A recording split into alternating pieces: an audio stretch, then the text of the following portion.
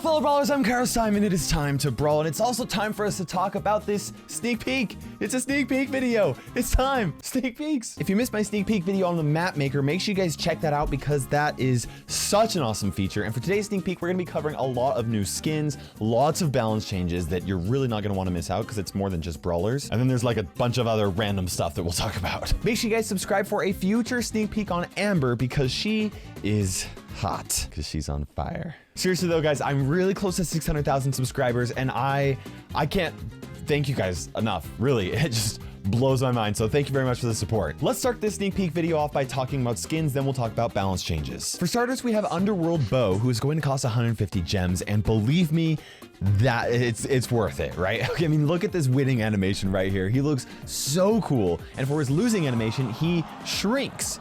Like, he literally shrinks down like a mini demon or something like that and gets knocked out by his bow. So cool. For his attacks, his arrows look like super medieval, and when they explode, they leave skulls on the ground with eyes that light on fire. And for his super, he throws out skull candle bombs, which is so cool. Next is Zombibi, who's going to cost 80 gems. She doesn't have any changes to her winning or losing animations, but she does look super cool if you ask me. Her attack does have some different effects. The swing looks really cool. It leaves some scratches on the ground and throws some bones out as well. And for her bubblegum super, it's replaced by a super spooky ghost that bounces around. I definitely think this is worth more than 80 gems, so this is a very solid offer. Up next is Rosa's first skin ever, Brawloween Rosa. And that means that all of the brawlers currently in the game are now going to have a skin, except for the newest brawler, Amber. Hopefully it doesn't take Supercell a year and a half to make one for her. Before we take a look at Brawloween Rosa, check out Rosa's new winning animation. I absolutely love this a lot more because previously you couldn't see her beautiful hair, and now you get to see that and her cute plant. And just really fast, Piper's getting a slight change to her face, which is gonna wink and put out a little heart, kind of cute. And Shark Leon's attack is now a bunch of small sharks that latch onto targets and bite them, which is a really nice touch. But Brawloween Rosa is going to cost 80 gems and will be a limited time only skin. There is a chance that she'll be coming back in a future Brawloween update, similar to previous Brawloween skins, which are coming back in this update available for purchase. Also, you'll have a chance to get her for free by competing in the Brawloween challenge. If you win 12 matches without 4 losses, then you will win this skin for free, as well as unlock exclusive pins that are only able to be unlocked through this specific challenge. Brawloween Rosa's attacks look kind of spooky, and for her super, her plant engulfs her head, and she kind of looks like Sans, if you ask me. Next is Challenger Colt, which is going to cost $5 US, which is the equivalent of 80 gems. I'm guessing that the reason why you won't be able to buy it with gems is because buying this skin will go towards the prize for the 2020 World Finals. I love this skin. It looks so cool, and I think it's way cool that his guns are loaded with mobile phones playing Brawl Stars, which is way awesome. If I had to guess, I'd probably guess that they were OnePlus phones. Thanks OnePlus for sponsoring the channel. Check out the link in the description below. If you take a look at his losing animation, he totally rages out all over the place. I've been there, Colt. I've been there. And for his attacks, he shoots what I think are star points or something like that. It looks super cool. And for his super, he shoots glowing stars that just look awesome. Lastly, we have 5 brawlers getting true silver and true gold skins, including Bull, Barley, Rico, Frank, and Mortis. But if you actually buy the Mortis ones, you'll get no hat and top hat Mortis skins for both true gold and true silver. If you guys are thinking about getting any of these skins, I would really appreciate you guys using code Kairos in the Brawl Stars shop. It goes a long way in supporting not just like the production of my videos for me to pay my editor and like graphic designers and things like that, but every time you spend gems with my code, I get a kickback that I obviously use to take care of my wife and 2 kids and my family and stuff like that. So I really do appreciate you guys' support using code Kairos. Now let's talk about balance changes, and then we will cover everything else that Supercell is letting me show you in this sneak peek. First up is 8-Bit, who is getting a 12% buff to his health, which is very significant. At max level, he's going from 6,020 health clear up to 6,720 health. This is going to change the minor interactions between 8-Bit and almost every other brawler in the game, and it means that 11 of the brawlers are going to require 1 more ammo in order to take 8-Bit out. This buff added with 8-Bit's new plugged-in star power has me thinking that 8-Bit's going to become a lot more viable after the update. Up next is Colette, who is getting 2 buffs. First is a 100% buff to her super recharge rate. This means that every target that she hits with her super is now going to recharge her super by 1/4. So if she hits a target twice, twice, her super is going to be charged up halfway, meaning she'll only need 2 quick attacks to fully recharge her super. And if she hits 2 targets with her super twice, it will completely recharge. Additionally, Colette's reload speed is getting an 11% buff, meaning that she will now be able to reload her attacks 11% faster and be able to deal damage 11% more of the time, assuming she hits her shots. This is going to make her reload speed as fast as Poco's and Mr. P's. Several other brawlers are also getting reload speed buffs. Emz's attack reload speed is getting a buff by 5%, which isn't a huge buff, but her attacks are now going to reload as quickly as Terra's, Nani's, or Barley's. Gale's reload speed is getting a 15% buff, which is significant. Gale is now going to be able to attack just as frequently as BB or Frank, which is very fast. Nita's main reload speed is getting a 12% buff. In fact, now she's going to be able to unload and reload her attacks just as quickly as El Primo, which makes me think that she's going to be a lot more viable.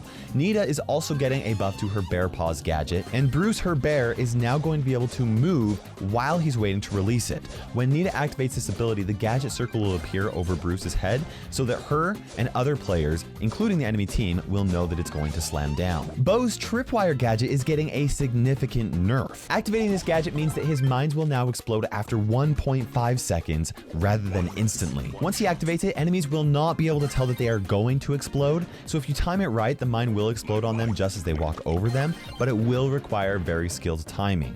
Just for reference, when Bo's mines get triggered by enemies, they explode after 1 second, so the timing is half a second longer when you activate this ability. Next is Max's run and gun star power, which is getting a significant nerf. Its efficiency at reloading her ammo faster while moving is getting a nerf by 50%. Honestly, her star power was way too good if you ask me, and I think that the 50% nerf is really big, but I personally think I'm still going to end up using run and gun over her supercharged star power after the update. That's the last brawler balance coming to the update, but there are some other significant changes coming to the game. In Brawl Ball, it is now going to be impossible for you to score on your own goal. If you kick the ball at your own goal, it will get stopped by an invisible wall and then bounce back just a tile away from it or so. If you try to walk the ball into your own goal, it's going to pop out of your possession and will roll a couple of tiles away from the goal as well. The only way for a goal to be scored is if the enemy team was the last one to touch the ball. Now, obviously the purpose behind this is to stop toxic players from ruining the game for everybody else, but it actually has some significant implications for the game mode, even on the competitive scene. This means that it will be very slightly easier for you to defend your own goal, because if you stop a shot by picking it up, the ball will not count as a score, even if you're mostly inside your goal. Also, if you don't want to waste any ammo, you can walk the ball into your own goal and it will just pop out without wasting that ammo, so you can use that for the enemies on defense. This is going to make Brawl Ball slightly more defensive than it used to be, but I think it's going to greatly improve the experience for more players. Siege is also getting some significant improvements to it that are going to make it a lot more fair, and I think you guys are going to like it a lot more after this. Bolts are now going to spawn in fixed locations on the map, and the spawn order is going to be repeated throughout the map. Each map is basically going to have their own specific pattern of bolt spawn locations, and once you play around with it, you're going to be able to pretty easily memorize the pattern because it will repeat itself, so you're going to be able to know where they're going to be spawning before they even start, and I think that is going to make the game mode a lot more fair. By getting rid of the randomness, the strategy is no longer going to just be hope the bolts spawn close to you. You're gonna actually be able to come up with specific strategies and cover various parts of the map to make sure that you get as many bolts as possible. Honestly, Siege is one of my favorite game modes, and I think this is gonna make it even more fun. Another big improvement to the game is that you are no longer going to have harder matchmaking when you play it with your teammates. Previously, if you played a match with teammates, the game would match you against higher trophy players if you ended up playing against randoms. You will still be slightly more likely to face other pre-made teams if you're playing with teammates, but there will be plenty of times that you will face randoms, and those randoms will be more similar to the trophy count of the highest trophy player on your team. Power play is also getting a slight tweak. Solo and duo showdown is no longer going to be in the rotation for power play, and the map rotation is going to be made exclusively Brawl Stars Championship maps, which I think is going to make power play a lot more competitive. Poco's bandstand is the newest environment coming to Brawl Stars. If Poco is not playing in the match, he's going to be singing up at the top. El Primo will be over in the boxing ring to the right, and Amber will be performing fire tricks on the stage at the left. At the bottom of the map, you'll notice a water ride similar to something like Splash Mountain at Disneyland, right? And there's actually a robot in it, and he lifts up his arms like he's going woo, which I think is actually pretty cool. And on this map, you can actually see the teleporters in action. Once you step on a teleporter, the teleporter will activate and charge up, and after 1 second, then you will be teleported to the other teleporter on the map of the same color.